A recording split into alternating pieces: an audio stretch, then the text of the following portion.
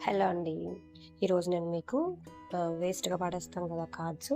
So, dress cards వాటితో మనం ear rings సింపుల్‌గా ఎలా చేసుకుందామో చూద్దాం. దానికి ఫస్ట్ నేను కార్డ్ తీసుకున్నా. అండ్ మనకి ఎన్నో అవసరం లేదు. ఒక 3 పింక్ స్టోన్స్ అండ్ ఒక వైట్ స్టోన్ చాలు. సో, నేను దాన్ని ఆ కార్డ్‌కి అతికిచ్చేస్తున్నాననమాట ఇప్పుడు. ఫస్ట్ వచ్చేసి నేను వైట్‌ది పెట్టుకున్నాను. వైట్ పెట్టుకున్న తర్వాత పైన మనకు ఏ షేప్ కావాలంటే ఆ షేప్‌లో జస్ట్ సింపుల్‌గా అటాచ్ చేసేస్తున్నాను.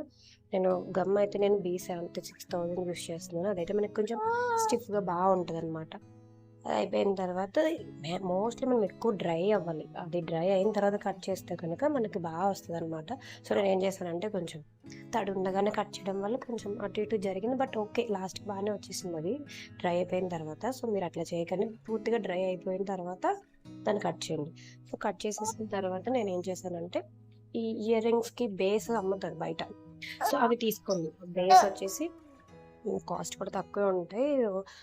ఒక 6 పెయిర్స్ వచ్చేసి ఒక రూ. 10, రూ. 15 అట్లా ఉంటాయి అంతే. సో, అది నేను అతికిచ్చేసుకుంటున్నా. అది అయిపోయిన తర్వాత దాన్ని కూడా బాగా డ్రై అయిపోయినాయండి. సో, అంతే సింపుల్‌గా మనకి బ్యూటిఫుల్ స్టడ్స్ అనేవి రెడీ అయిపోతాయన్నమాట.